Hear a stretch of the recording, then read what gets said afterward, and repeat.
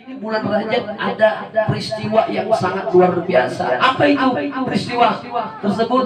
Yaitu peristiwa Isra wal Mi'raj Nabi Muhammad SAW.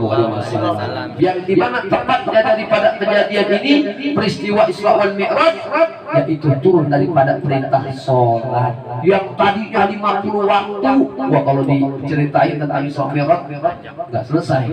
Ya kan kelamaan. Ya mulai dari Masjidil Haram, Masjidil Aqsa, Nabi Muhammad yang bersama kendaraan burak dan bersama malaikat Jibril dan diangkat dari langit 1 sampai ke langit 7, ya sampai ke Sirajul Muntaha. Bagaimana perjuangan Rasulullah?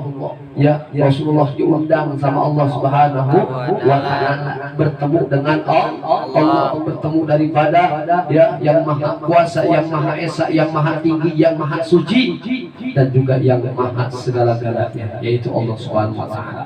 Turun perintah yang namanya tentang sholat yang tadinya 50 waktu, sampai Rasulullah ya memberikan negosiasi dengan Allah Subhanahu wa Ta'ala, jadilah 5 waktu. Kalau diceritain panjang lagi, yang bagaimana Rasulullah bertemu Nabi Musa bertanya kepada Rasulullah, ya kan, apa itu tentang yang perintah sholat berapa banyak? Wahai Rasulullah, 50 waktu nggak bakalan sanggup umatku 50 waktu, coba minta lagi keringanan. Menjadi 25 waktu, bertemu lagi dengan Nabi Musa, ditanya lagi oleh Nabi Musa berapa waktu? Ya Rasulullah, 25 waktu nggak bakalan sanggup umatku aja yang badannya besar-besar, yang gede-gede nggak bakalan sanggup, apalagi umatku nanti ya yang lemah-lemah, yang kecil-kecil nggak akan sanggup.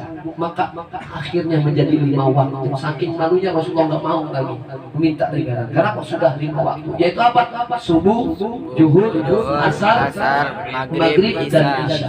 Jangan sampai subuhnya kita kesiangan, zuhurnya kita kerepotan, asarnya kita di perjalanan, maghribnya kita kecapean, akhirnya isyanya ketiduran.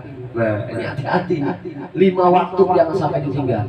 Kenapa? As-sholatu minad din. Sholat itu adalah tiang agama. Apabila kalian tidak sholat, maka kalian seperti menghancurkan agama. Rumah tanpa adanya tiang-tiang tidak akan kokoh, tidak akan bisa berdiri. Atapnya, gentengnya, dan asbesnya tanpa ditopang, tanpa ditunjang daripada tiang-tiang tersebut. Maka jadikanlah sholat itu sebagai utama ibadah kalian, karena nanti akan ada pertanyaan di dalam kubur. Yang paling awal, yang paling utama ditanyain adalah tentang sholat. Apabila sholat kalian baik, bagus, maka amal kalian pun ikut bagus, ikut baik. Namun apabila sholat kalian mentang-mentang ditinggalkan seenaknya saja, padahal sedang dipanggil oleh Allah Subhanahu wa Ta'ala, kalian bebas main game, kalian bebas daripada maksiat, nongkrong dan lain sebagainya, dipanggil sama Allah sampai Allahu Akbar, Allahu Akbar, masih diam, masih megang mencet, masih lain sebagainya, akhirnya lewat. Makanya kalian hati-hati. Bahkan Sayyidina Ali bin Abi Thalib pernah berkata, aku lebih baik kehilangan anakku dibandingkan aku kehilangan sholat. Sayyidina Ali bin Abi Thalib sampai bicara begitu, aku lebih baik kehilangan anakku dibandingkan aku daripada kehilangan sholat. Maksudnya apa? Kalau aku kehilangan anakku, aku masih bisa ada Allah.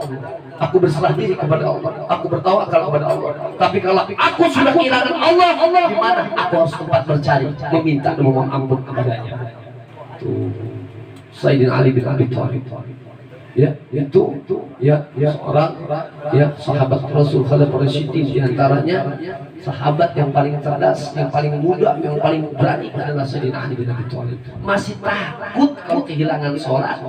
Lah kita bukan sahabat, bukan tabi'in, bukan tabi'in, bukan salafus saleh, bukan alim ulama, kadang-kadang santri juga kita jarang-jarang, taklimnya. Ya buat apa kalau kita sampai kita meninggalkan sholat? Makanya sholat itu penting. Jangan sampai kalian meninggalkan sholat. Bahkan tadi kita sudah bahas di dalam fikihnya, fikih daripada Muqaddimah Al-Khadrami, ya kan, karangan daripada di sini Syekh Abdullah bin Abdul Rahman Bafadl yang tadi dijelaskan tadi ngikuti ngaji ta'lim lekar. Itu bagaimana keutamaan sholat bagi orang yang nggak melakukan sholat di umur 7 tahun sampai 10 tahun, harus digebuk, harus dipukul kaki, saking pentingnya daripada sholat. Jangan main-main dengan sholat. Bahkan sholat ya menganjurkan kalian tidak bisa berdiri, duduk. Kalian tidak bisa duduk, berbaring. Kalau kalian tidak bisa berbaring, apa? Dengan pakai isyarat. Mata tidak bisa, pakai hati. Ketika mata sudah tidak bisa tidak bisa melek, tidak bisa terbuka, pakai hati. Hati masih hidup. Kalau pakai ya diri nggak bisa, berbaring nggak bisa, duduk nggak bisa, ya apalagi pakai isyarat mata nggak bisa, hati nggak bisa, berarti tandanya kalian sudah disolatkan. Kalau kalian sudah disolatkan, kan tandanya terputuslah amal kalian. Terputuslah amal kalian. Maka apa? Diperhitungkan amal itu. Tandanya kalian sudah sholat di depan imam, bukan di belakang imam lagi.